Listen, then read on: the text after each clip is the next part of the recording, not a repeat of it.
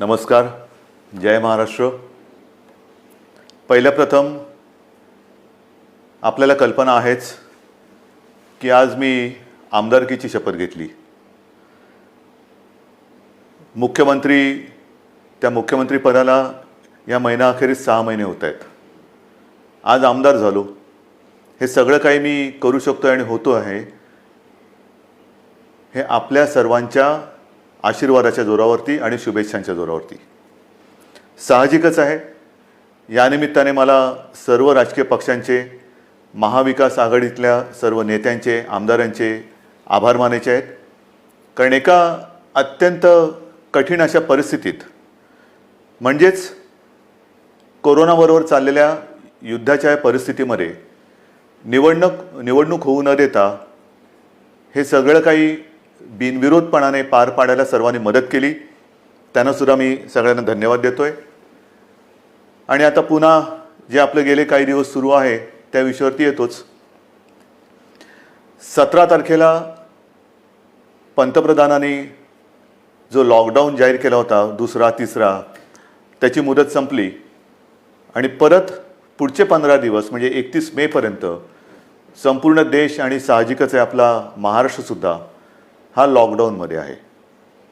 आता तुम्हाला कदाचित असं वाटायला लागलं असेल की मी आलो म्हणजे लॉकडाऊनच जाहीर करतोय. साहजिकच आहे. कोणालाही घरी विशेषतः कामाशिवाय डांबून ठेवणं किंवा बसवणं यासारखी मोठी शिक्षा असू शकत नाही. पण नीट समजून घ्या.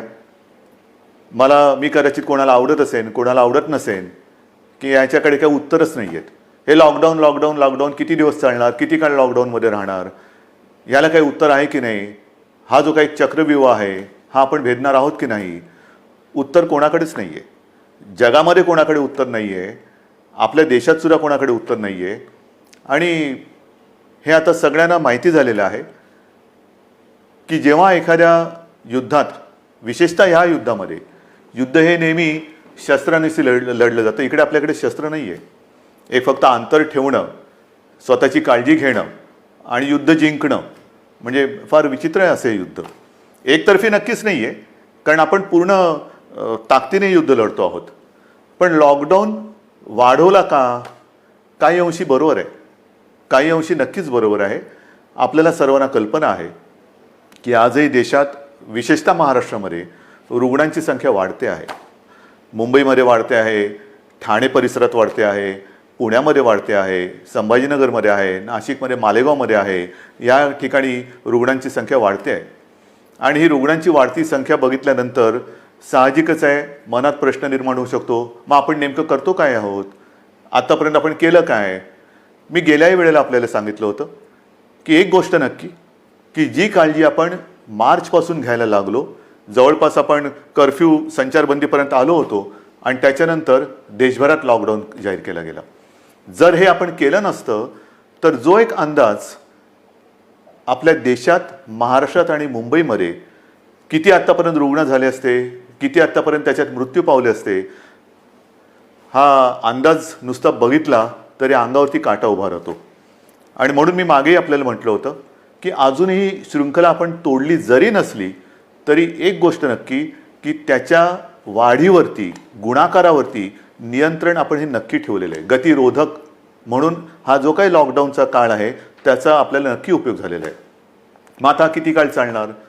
नुसता लॉकडाऊनकडे बघून चालणार नाही आहे. रेड, ऑरेंज, ग्रीन, रेडमध्ये सुद्धा कंटेनमेंट एरिया, हे असे जे काही आपण विभाग केलेले आहेत.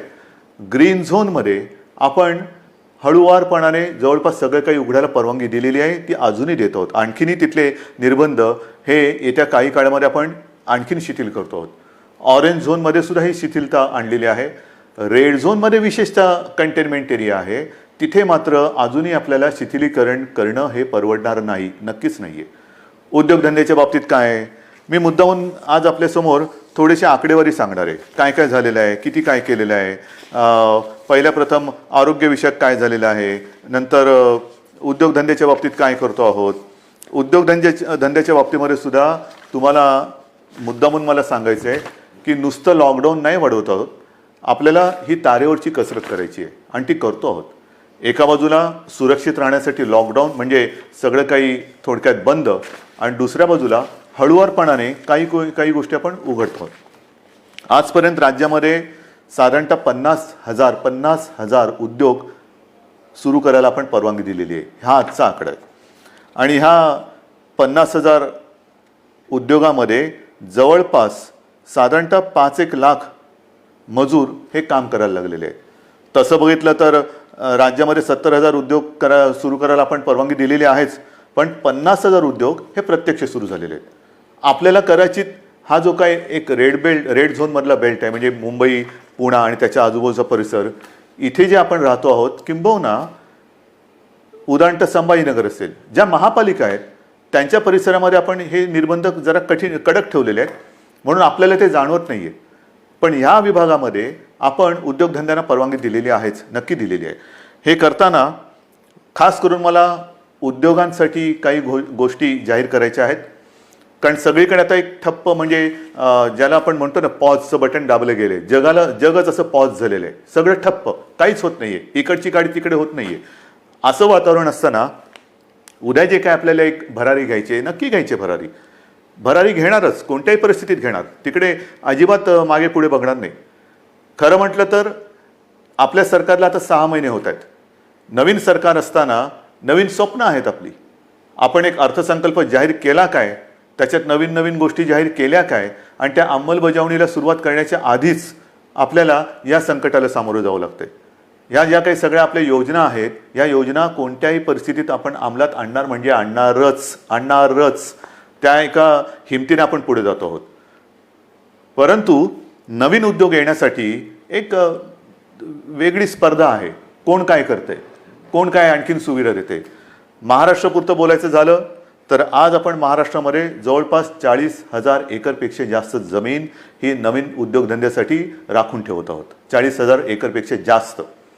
त्याचप्रमाणे नवीन उद्योजक जे येणार आहेत, नवीन उद्योग जे परदेशातून येतील, किंवा आपले काही उद्योजक आपले नवीन लोक काही नवीन उद्योग सुरू करू इच्छित असतील, ग्रीन इंडस्ट्रीज ज्याला आपण म्हणतो, म्हणजे प्रदूषण न करणाऱ्या इंडस्ट्रीज किंवा उद्योग, त्यांच्यासाठी सुरू करताना कोणत्याही अटीतटी त्यांना आपण ठेवणार नाही. परवानगीशिवाय तुम्ही उद्योग सुरू करा, फक्त अट एक, प्रदूषण करायचं नाही, अजिबात करायचं नाही. प्रदूषण करू नका, चला उद्योग सुरू करा, या आम्हाला पाहिजे, महाराष्ट्र तुमची वाट बघतोय. महाराष्ट्र हा नेहमी एक उद्योगशील आहे, सुधारणावादी आहे, म्हणून आपण नवीन जे उद्योजक येत आहेत त्यांच्यासाठी या अटीतटीचा सामना त्यांना करायला लागणार नाही, असं धोरण आपण बनवलेलं आहे. या नवीन उद्योजकांनो, या महाराष्ट्रामध्ये या. त्याचबरोबरीने साधारणतः पुढचे काही दिवस, म्हणजे असं म्हणतात की ह्या कोरोनानंतर जग बदललं जाणार आहे, नक्कीच बदललं जाईल. कदाचित हे नवीन उद्योजक येणार असतील, ते म्हणतील आम्ही येऊ इच्छितो, पण आम्हाला तुमच्याकडे जमीन विकत घ्यायला आत्ता आम्हाला परवडणार नाही. ठीक आहे, तुम्ही या, भाडेतत्वावरती जमीन तुम्हाला देतो, भाडेतत्वावरती जमीन देतो, या, तुम्हाला मूलभूत सुविधा असतील त्या तुम्हाला देतो, अटीतटीचा सामना तुम्हाला करावा लागणार नाही. पण या राज्यामध्ये नवीन उद्योग पर्व आपण सुरू करू. आणि त्याचबरोबरीने मला एक सांगायचं आहे की आत्तापर्यंत जिथे हे उद्योग आपण सुरू केलेत, आणि असं काही नाही आहे की रेड झोन म्हटल्यानंतर आता आयुष्य आपलं रेड झोनमध्ये जाणार आहे, नाही. आपल्यासमोर 2 मोठी आव्हानं आहेत, नक्कीच आहेत. एक म्हणजे जिथे या कोरोनाचा प्रादुर्भाव नाही असा ग्रीन झोन, तो ग्रीन झोन हा आपल्याला कोरोना विरहित ठेवायचा आहे, हे मोठं आव्हान आहे. तिकडे एक सुद्धा रुग्ण ग्रीन झोनमध्ये आपल्याला आता येऊ द्यायचं नाही, किंबहुना नवीन केस तिकडे आता आपल्याला तयार आपण काय असं घर बसल्या कोविड तयार करत नाही, पण होऊ द्यायची नाही आहे. त्याच्यामुळे ग्रीन झोन हा ग्रीन झोन म्हणून मेंटेन करणं, आणि रेड झोन जो आहे तो रेड झोन हा लवकरात लवकर ग्रीन झोनमध्ये त्याचं रूपांतर करणं. म्हणजे रेड झोनसुद्धा आपल्याला हळूहळू हा ग्रीन झोनमध्ये आणायचा आहे. आणि म्हणून जिथे जिथे ग्रीन झोनमध्ये आपण उद्योगधंद्यांना परवानगी दिलेली आहे, अनेक ठिकाणी आपण बघतो आहोत की कामगारांची आता उणीव आहे. कामगार हे बरेचसे परराज्यातले निघून गेलेले आहेत. मला खास करून माझ्या महाराष्ट्राच्या भूमिपुत्रांना सांगायचं आहे, जसं आजपर्यंत तुम्ही महाराष्ट्रासाठी, महाराष्ट्र सुरक्षित ठेवण्यासाठी सरकारचं ऐकलत, घरामध्ये राहा, सुरक्षित राहा, ही एक आपली त्याच्यातले एक घोषवाक्य होतं. आतापर्यंत तुम्ही घरात बसलात आणि महाराष्ट्र वाचवलात. आता जिथे जिथे ग्रीन झोन आहे, तुम्ही एका आत्मनिश्चयाने बाहेर पडलं पाहिजे की मी माझा महाराष्ट्र पुन्हा एकदा उभा करणार. मी जसा महाराष्ट्र वाचवलेला आहे, मी म्हणजे तुम्ही, मी एकटा नाही, तुम्ही. महाराष्ट्र आजपर्यंत आम्ही सुरक्षित ठेवला. या कोविडच्या प्रादुर्भावापासून हा जो ग्रीन झोन आहे तो सुरक्षित ठेवला. आता या ग्रीन झोनमध्ये जे उद्योग सुरू झालेले आहेत त्या उद्योगांना जर मनुष्यबळ कमी पडत असेल तर माझा महाराष्ट्र हा अगदी मोदीजींच्या भाषेत आत्मनिर्भर करण्यासाठी मी स्वतःहून आता पुढे येत आहे. या पुढे या. जे उद्योग आहेत, उद्योग सुरू झालेत, त्यातली ही संधी आहे. ही संधी तुम्ही घ्या. संधी वाया दौडू नका. या सगळेजण समोर या. उद्योग सुरू करू आपण. महाराष्ट्र उभा करू आपण. एक जगासमोर एक उदाहरण ठेवू की हा महाराष्ट्र खरंच लढवय्यांचा आहे. हा संकटाला भीत नाही. संकटामध्ये सुद्धा मर्दासारखा सामोर जातो. तो हा शिवरायाचा महाराष्ट्र आहे. म्हणून मला जे ग्रीन झोनमध्ये आहेत आणि जिथे जिथे उद्योगधंदे सुरू झालेत पण मनुष्यबळ कमी पडत असेल तिथे मला आज भूमिपुत्रांची गरज आहे. भूमिपुत्रांनो पुढे या. ही आपली भूमी आहे, आपला महाराष्ट्र आहे. पुढे येऊन आपला महाराष्ट्र हा आपल्या पायावरती आपण उभा करू. हा निश्चय फार महत्त्वाचा आहे. हे उद्योगधंद्याचं झाल्यानंतर महत्त्वाचा मुद्दा काय आहे की आरोग्यविषयक काय. कारण अजूनही जे काही जणांना असं वाटतंय की हे एक अशीच भीती आहे, फ्लू काय, सर्दी आहे, खोकला आहे, होतो जातो, आजपर्यंत काय कोणाला झालं नाही. झालं ना. पण विशेष म्हणजे आत्तापर्यंतचा जो फ्लूचा एक भाग आहे त्याच्यात सुद्धा जसं स्वाईन फ्लू एक आहे त्याला औषध आलेलं आहे. पण ह्या कोरोनावरती अजूनही औषध आलेलं नाही. तोच एक मोठा धोका आहे. मी उगाच तुम्हाला आकडे सांगून काय घाबरवण्याची माझी इच्छा नाही, अजिबात नाही आहे. तुम्हाला भीती घालण्यासाठी मी आलेलो नाही आहे. पण मुंबईमध्ये जेव्हा आपण सुरुवात केली त्यावेळेला जी परिस्थिती होती ती परिस्थिती बघितल्यानंतर आजची जी परिस्थिती आहे, आपण काय काय आरोग्य सुविधा केलेल्या आहेत. आपण तुम्हाला कल्पना असेल गेल्याही वेळेला मी बोललो होतो आणि आज संध्याकाळी मी जाऊन आलो. मी होतो, उपमुख्यमंत्री होते, बाळासाहेब थोरात होते, एकनाथ शिंदे होते, आदित्य पण होता बरोबर, आपले मुख्य सचिव होते, महापालिका आयुक्त होते आणि विशेष म्हणजे तिथे आपले आर ए राजीव जे MMRDA म्हणजे मुंबईतली मेट्रोचं काम आता जे अत्यंत चांगल्या पद्धतीने पुढे नेत आहेत, त्यांनी गेल्या 10-12 दिवसामध्ये ही सुविधा मुंबईकरांसाठी तिकडे उभारलेली आहे. आज तिकडे जवळपास 1000 बेड्सचं एक चांगलं कोविड केअर सेंटर हे आपण उभं केलेलं आहे. येत्या 1-2 दिवसात त्याचा वापर सुरू होईल. मुंबईमध्ये ठिकठिकाणी, मी मुंबईपुरतं बोलतो, मुंबईमध्ये नंतरचं पुढचं मी बोलणारच आहे, पण मुंबईमध्ये ठिकठिकाणी म्हणजे असं बांद्रा कुर्ला कॉम्प्लेक्स संकुल आहे तिथे आणखीन 1000 बेड्स वाढवतो आहोत. गोरेगावचं एक्झिबिशन ग्राउंड आहे तिकडे वाढवतो आहोत. रेसकोर्सवरती त्या पार्किंगमध्ये होतं आहे. वरळीला डोममध्ये तर सुरू केलेलाच आहे. आणखीन 1-2-3 ठिकाणी मुलुंड चेक नका आहे, ठाण्यामध्ये आहे. हे आता नुसतं कोविड केअर सेंटर म्हणून नाही राहणार. या सगळ्या जम्बो फॅसिलिटी ज्याला म्हणतो, या जम्बो फॅसिलिटीमध्ये जे आवश्यक लागतं ते तिकडे आपण करणार आहोत. म्हणजे विशेषतः सगळ्यांनाच काही व्हेंटिलेटरची आवश्यकता लागत नाही, पण अनेक जणांना ऑक्सिजनची आवश्यकता लागते. म्हणून ह्या सगळ्या सुविधांमध्ये ऑक्सिजनची सुविधा असणाऱ्या बेड्स हे आपण जास्तीत जास्त करतो आहोत. त्याचप्रमाणे काही ठिकाणी आपण अतिदक्षता विभागात म्हणजे ICU बेड्स हे सुद्धा उपलब्ध करत आहोत. ICU बेड्स म्हणजे हॉस्पिटलमध्ये तर आपण ते वाढवतोच आहोत, पण हॉस्पिटलच्या बाहेर ही जी काय आपण रुग्णसेवा किंवा सेंटर्स उभी करतो आहोत त्याच्यामध्ये सुद्धा ICU बेड्सची सोय आपण करतो आहोत. कदाचित ही काय अभिमानाची गोष्ट नाही, पण समाधानाची नक्की आहे की इतरत्र कुठेही नसेल अशी आरोग्य सुविधा आपण इथे निर्माण केलेली आहे आणि ती आरोग्य सुविधा आणखीन आपण पुढे वाढवत नेत आहोत.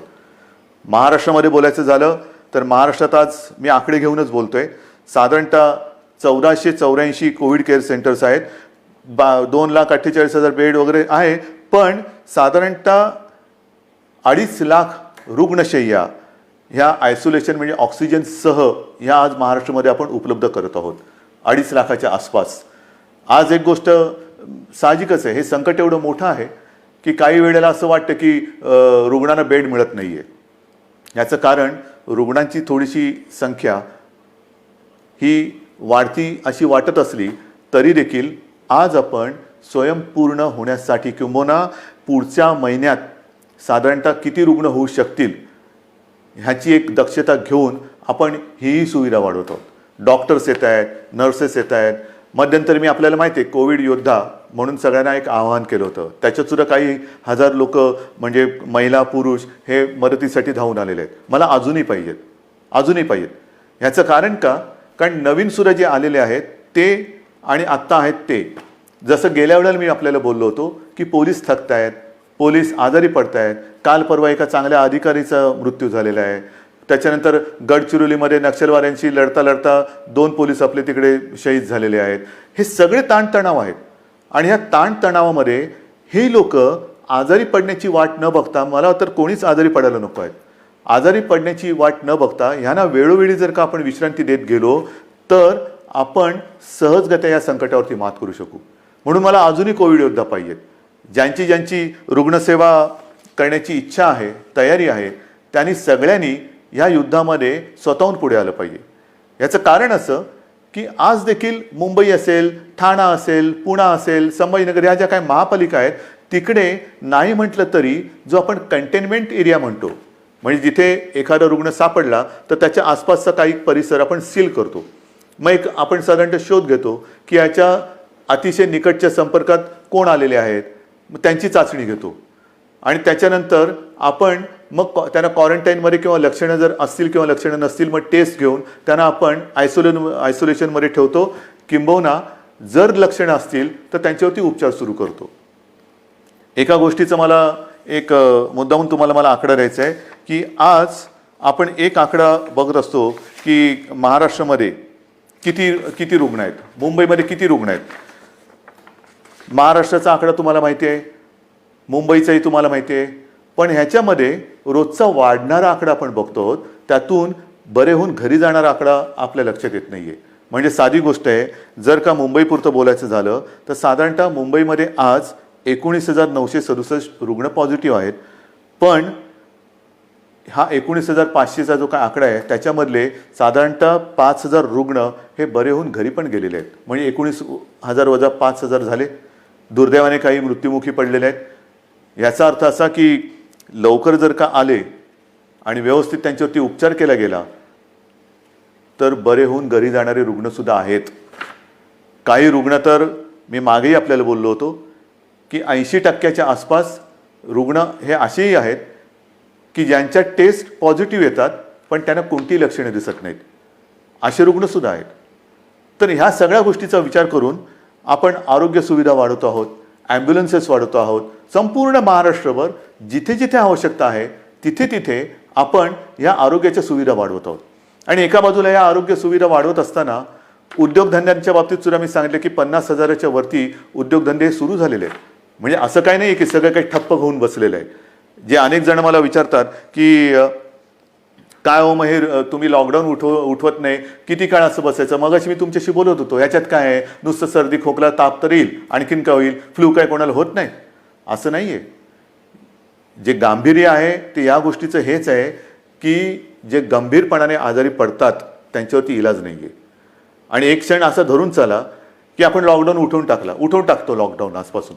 या सगळेजण इकडे तिकडे ये जा करा, काही करा. ही साथ जर का पसरली तर इतर देशामध्ये काय काय होते, ब्राझीलमध्ये काय झालं, ब्रिटनमध्ये काय झालं, अमेरिकेत काय चाललेलं आहे, इटलीमध्ये काय चाललेलं आहे, काय झालेलं आहे. मला हे कोणत्याही परिस्थितीत महाराष्ट्रात होऊ द्यायचं नाही आणि मी होऊ देणार नाही, अजिबात होऊ देणार नाही. मी टीकेचा धनी होईन. मी तुम्हाला मागेही बोललेलो आहे, महाराष्ट्रासाठी वाईटपणा घ्यायला माझी तयारी आहे, पण जे जे मला पटतं ते महाराष्ट्राच्या हिताचं मी करणार म्हणजे करणारच. आणि म्हणून जो रेड झोन आहे तिकडे मी अजूनही उद्योगधंदे पूर्णपणे उघडायला का देत नाही आहे की क्षणभर धरून असं धरून चाला की उद्योगधंदे उघडले आणि ही साथ त्यांच्यात घुसली. आजच मजूर आपापल्या घरी निघून गेलेले आहेत. म्हणजे उद्योगधंदे सुरू होतील आणि त्या मजुरांमध्येही साथ जर घुसली तर काही तर जीवानिशी जातीलच, आजारी तर पडतीलच. आणि मग त्यावेळेचा अघोषित जो लॉकडाऊन असेल तो किती काळ चालेल त्याचं उत्तर आपल्याकडे कोणाकडे नसेल. मग त्या लॉकडाऊनची वाट बघायची का आत्ता जे काही आपण हे संकट नाही म्हटलं तरी त्याचा वेग मंदावून रोखून ठेवतो आहोत, त्याचा पूर्ण अंदाज घेऊन हळूहळू टप्प्याटप्प्याने एक एक गोष्टी उघडत जायचं, हा विचार आपण करायला पाहिजे आणि तो आपण करतो आहोत. आणि तो जर का आपण करत नसतो तर तुम्ही एवढे सगळे जण या सरकारच्या सोबत राहिल्याच नसतात. इतर राज्यांमध्ये जाणारे जे मजूर आहेत त्या सगळ्या मजुरांची आजपर्यंत आपण अगदी व्यवस्थित काळजी घेत होतो आणि घेतली. दिवसातनं मी तुम्हाला सांगितलं की किमान 5.5-6 लाख मजुरांना आपण दिवसातनं 3 वेळा हे जेवण देतो. म्हणजे सकाळीचा नाश्ता ब्रेकफास्ट आणि दुपारचं आणि रात्रीचं जेवण, त्यांच्यासाठी आपण या सगळ्या योजना करत होतो. पण बरेच जण असं म्हणायला लागले की आम्हाला घर जाना आहे, गाव जाना आहे. तेव्हाही मी त्यांना वचन दिलं होतं की तुम्ही चिंता करू नका, आम्ही इतर राज्यांशी बोलतो आहोत, केंद्राबरोबर बोलतो आहोत. जसजशी सोय होईल तसतसं आम्ही तुम्हाला तुमच्या घरी तुमच्या राज्यात पाठवण्याची सोय करतो आहोत आणि ते पाठवल्याशिवाय आम्ही राहणार नाही. आणि त्याच्याप्रमाणे आज जवळपास मला वाटतं 5-1 लाख मजुरांना आपण ट्रेननी आणि बसेसनी हे इतर राज्यात अत्यंत नियंत्रित पद्धतीने हे पाठवलेलं आहे, कुठेही खळखळ होऊ न देता. पण मला एक काय सांगायचं आहे की हे सगळे जे काही इतर राज्यातले मजूर आहेत, रस्त्यावरनं चालत आहेत, अजूनही काही ठिकाणी आहेत. कशाला चालता? क्यों चल रहे? आपके लिए हम पूरी कोशिश नहीं, शुरुआत तो हुई है. ट्रेन से आप जा रहे हैं घर, बस से जा रहे हैं, तो ऐसे रास्ते पे मत चलो, रास्ते पे नहीं चलना. बीच में कोई फिर एक्सीडेंट कभी होता है, क्यों कर रहे हो ये सारी चीज़ें? आपके लिए हर एक राज्य के लिए ट्रेन की सुविधा शुरू हो गई है, बस की सुविधा शुरू हो गई है. आप जहाँ भी हो वहीं पर रुके. हमारे पूरे स्टेट में अलग अलग जिलों में डिस्ट्रिक्ट में कलेक्टर्स हैं, उनके सब साथी हैं, आपका इंतजाम वो कर रहे हैं, ठीक से कर रहे हैं. और जब भी ट्रेन की सुविधा, जैसे रोज़ाना कुछ ट्रेन चल रही है, कुछ उत्तर प्रदेश में जा रही है, बिहार में चल रही है, पश्चिम बंगाल में जा रही है, राजस्थान जा रही है, गुजरात जा रही है, जैसे जैसे वो आती जाएगी हम आपको भेज रहे हैं. बेताब ना होना, काही गरज नाही आहे. तुम्हाला आम्ही पूर्णपणे सुरक्षितपणाने तुमच्या राज्यात आम्ही सोडतो आहोत. आणि आजपर्यंत मी म्हटलं ना की एवढे मजूर हे महाराष्ट्रातून त्यांच्या राज्यात गेलेत, त्यांच्या घरी पोचलेत, बसेसने आपण पाठवलेले आहेत. आणि विशेष म्हणजे त्यांच्याकडनं आपण कुठेही तिकीट्स नाही घेतलेली.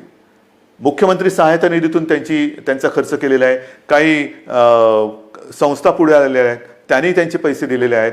त्यांना हे कारण हे गरीब आहेत, काम करणार आहेत, तळहातावरती पोट असणार आहेत. तळहातावरती पोट असल्यानंतर जर त्यांची रोजची मेहनत ही होणार नसेल किंवा काम मिळणार नसेल तर यांच्याकडे तिकिटाचे पैसे कुठून येणार? म्हणून त्यांना आपण आपल्या सरकारच्या माध्यमातून सरकारच्या खर्चाने आपण त्यांना पाठवत आहोत. हे झालं त्या राज्यात जाणाऱ्या लोकांचं. मग आता मी येतो माझ्या आपल्या राज्यातल्या लोकांकडे. मुंबई म्हटल्यानंतर साहजिकच आहे, कोकण आणि पश्चिम महाराष्ट्र इथे राहणारे लोक खूप आहेत. तेही मागे लागलेत. हे काय तुम्ही त्या राज्यातल्या लोकांना पाठवता, आम्ही काय केलंय, आम्हाला कधी घरी पाठवणार? अरे तुम्ही तर आपले आहात. आजपर्यंत तुम्ही सहकार्य केलेलं आहे, तुम्हालाही हळूहळू मी पाठवतो घरी. पण आज थोडे अस्वस्थ नका होऊ. कारण आजपर्यंत कोकण म्हटल्यानंतर मला माहिती आहे हा आंब्याचा सीझन, काजूचा सीझन, सगळा एक कोकण म्हणजे गंमत असते. या मोसममध्ये कोकणात जाणं, फणस आहे, मजा असते. कोकणामध्ये जाणं हे या दिवसात सुट्टी, मग कोणाचे आजी आजोबा असतील, कोणाचे मामा मामी असतील, काका काकी असतील, सगळे नातेवाईक असतात, त्यांच्याकडे जायचं, गावातल्या घरात राहायचं, आंबे खायचे, गंमत असते. पण ह्या उन्हाळ्यात ती गंमत नाही आहे. मी आपल्याला सगळ्यांना मुद्दामून एक विनंती करतो की कृपा करून आपण तरी रस्त्यावरनं किंवा इकडून तिकडून असे जाऊ नका. कारण मुंबईमध्ये आपण काळजी घेतो आहोत, प्रत्येक जिल्ह्यात आपण काळजी घेतो आहोत, पण प्रत्येक जिल्ह्यात आरोग्य सुविधा ज्या आहेत त्यांची एकूण जर का मर्यादा बघितली आणि काही जिल्हे हे कोविड मुक्त आहेत, आज सुद्धा तिकडे प्रादुर्भाव झालेला नाही, ते आपल्याला तसेच ठेवायचे आहेत. जर आपल्याला लवकरात लवकर या लॉकडाऊनमधून बाहेर यायचं असेल तर पहिलं म्हणजे जे आपले ग्रीन झोन आहेत, जिकडे कोविडचा प्रादुर्भाव नाही, हे जिल्हे, हे विभाग आपल्याला ग्रीन झोन म्हणूनच ठेवावे लागतील. म्हणून आपण सुद्धा घरी जाताना असेच उठून निघू नका.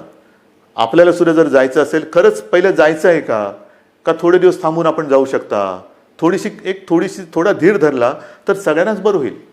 आपण इथून तिथे जाणार, काही ठिकाणी जसं आता उदाहरणार्थ रत्नागिरी आहे, इतर काही ठिकाणे आहेत, इथे आपल्याकडनं काही गेलेले लोक आहेत ते पॉझिटिव्ह निघाले.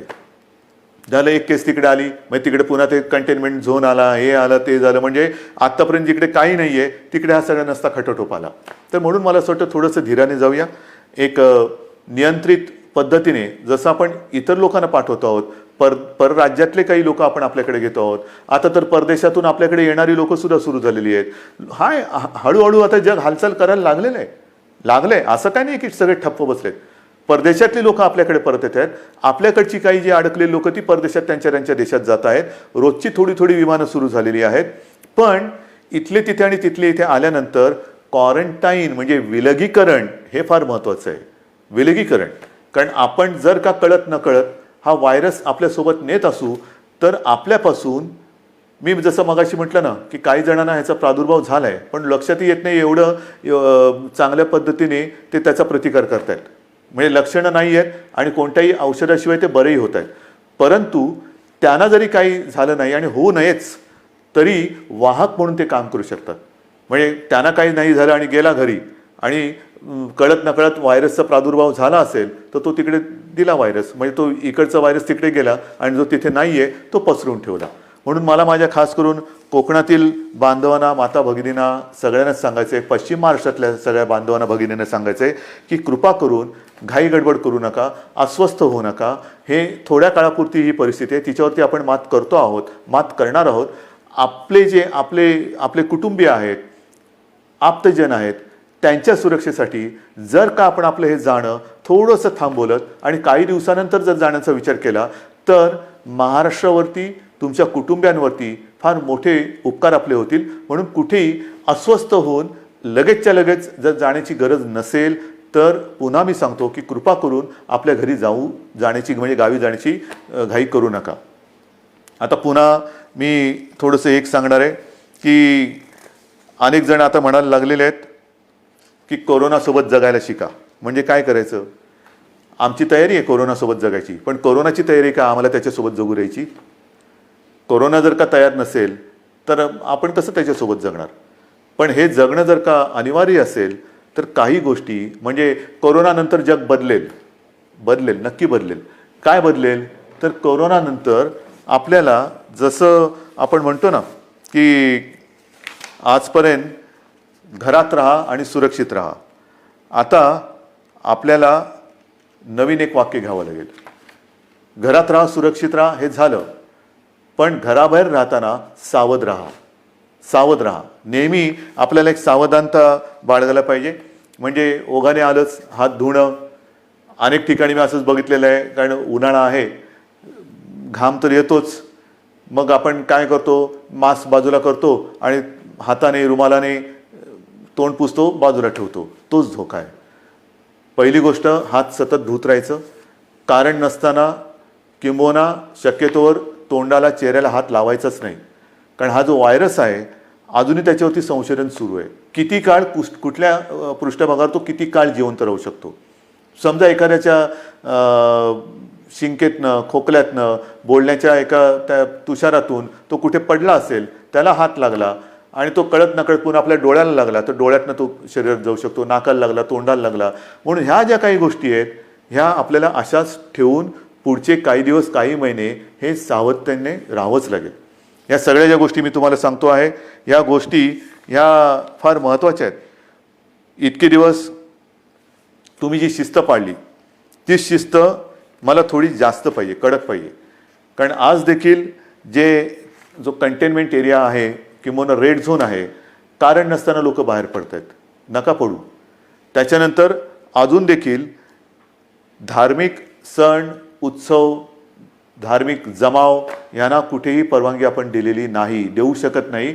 कारण जेवढी गर्दी होईल तेवढा हा धोका अधिक वाढणार आहे, अधिक पसरणार आहे. आणि म्हणून सावध राहामध्ये दोन हात अंतर ठेवून, 2 हात दूर राहिलेलं बरं. तसं 2 हात दूर राहून एकमेकापासून आपल्याला राहायचं आहे. तोंडावरती मास्क तर लावायचा आहे, हात सतत धुवायचे आहेत. आणि सरकारच्या सूचना, म्हणजे 31 तारखेपर्यंत जरी लॉकडाऊन हा असा असला तर ह्या गतिरोधक आहे. आजपर्यंत ग्रीन झोनमध्ये जवळपास सगळी बंधने आपण शिथिल केलेली आहेत. महत्त्वाचा मुद्दा, या ठिकाणी आता हळुवारपणाने काही दुकानंसुद्धा आपण उघडायला परवानगी देऊ येत्या काही काळामध्ये. कोणतीही गोष्ट ही सुरू करण्यापूर्वी आम्ही असं ठरवलं आहे, सरकारने असं ठरवलेलं आहे की जनतेला पूर्ण कल्पना द्यायची. कारण काही गोष्टी तुम्हाला कल्पना आहे, आपण उघडायला परवानगी दिली आणि ही जी काही झुंबड उडाली पुन्हा सगळं बंद करावं लागलं. काही देशांमध्ये हेही झालेलं आहे की लॉकडाऊन उठवला, झुंबड उडाली, साथ वाढल्यानंतर पुन्हा सगळं बंद करावं लागलं. तसं नाही करायचं. आपल्याला शांतपणाने एखादी गोष्ट आपण सुरू करू, ती सुरूच ठेवायची आहे. एखादी गोष्ट म्हणजे जसं मार्केट असेल, दुकानं असतील, आणखीन काही गोष्टी असतील, उद्योगधंदे असतील, एवढ्या शिस्तीने ते आपल्याला पुढे चालवायचे आहेत की एकदा सुरू केलेली गोष्ट पुन्हा थांबवण्याची वेळ येता कामा नये. आणि म्हणून तुम्हाला मी मध्ये सूचना देत राहीन. काही काही गोष्टी सुरू करण्यापूर्वी, जसं आता उदाहरणार्थ आज 18 तारीख गेली, जून महिना म्हणजे शैक्षणिक वर्ष सुरू होणार. अजूनही काही जणांच्या परीक्षा राहिलेल्या आहेत. परीक्षांचं काय करणार? शाळा कशा सुरू करणार? शैक्षणिक वर्ष सुरू कसं करणार? ऑनलाईन सुरू करणार का प्रत्यक्ष शाळा सुरू करणार? हे सगळे मोठे विषय आहेत, मोठे विषय आहेत. आणि कोणत्याही परिस्थितीत शैक्षणिक वर्ष आपल्याला वाया जाऊ द्यायचं नाही, जाऊ देऊच शकत नाही आपण. शाळा कशा सुरू करायच्या, त्याच्यात खबरदारी काय घ्यायची, शिक्षण कसं सुरू करायचं, शाळा कॉलेजेस आली, ॲडमिशन्स आल्या, कशा करायच्या, कुठे आपण काय करू शकतो, याही विषयी आपला विचार सुरू आहे.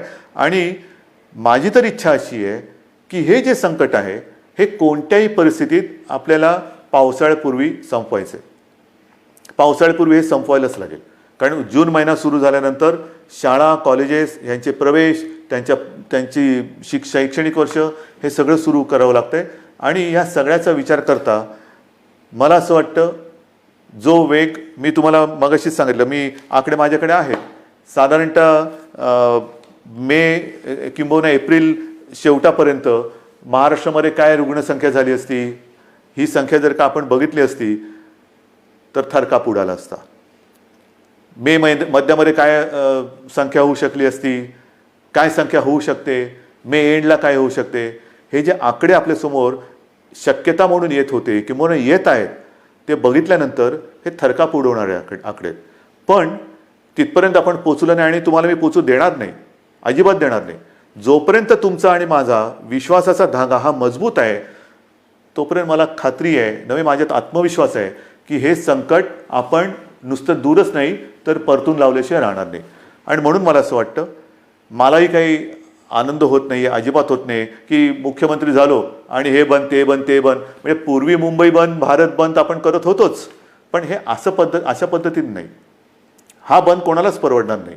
आता आपल्याला सगळं पुन्हा एकदा जनजीवन हे रुळावरती आणायचं आहे. जनजीवन हे पुन्हा आपल्याला सहजतेने जगायला सुरुवात करायची आहे. पण ह्याची एक आता अशी शक्यता नव्हे, खात्री वाटते की हे जनजीवन पूर्ण सुरळीत व्हायला काही काळ हा जावा लागणार. जेवढी स्वयंशिस्त आपण अधिक पाळू, तेवढे लवकर आपण ह्या बंधनातून मुक्त होऊ. जेवढी लवकर आपण ह्या कोरोनाची साखळी तोडण्यात यशस्वी होऊ, तेवढं लवकर आपण सगळे बंधनमुक्त होऊ. आणि म्हणून पुन्हा एकदा मी तुम्हाला सगळ्यांना विनंती करतो आहे की जे काही सरकार करतं आहे ते केवळ आणि केवळ कोणताही धोका या महाराष्ट्राला, महाराष्ट्रातल्या माता भगिनींना, बांधवांना होऊ नये, त्याकरता ही पावलं उचलत आहे. साहजिक आहे, तुम्ही अस्वस्थ आहात, तुम्ही बेचैन आहात, कधी हे उघडणार हा प्रश्न जसा तुम्हाला आहे तसाच तो सर्वांना पडलेला आहे. पण जे काही करतो आहे ते केवळ आणि केवळ आपल्या सर्वांच्या हितासाठी करतो आहे. आजपर्यंत जसं तुम्ही सरकारला सहकार्य केलं तसंच सहकार्य याही पुढील काळात कराल अशी खात्री बाळगतो. आणि लवकरात लवकर ही साखळी तोडून आपण बंधनमुक्त होऊ ही आशा बाळगतो. जय हिंद, जय महाराष्ट्र.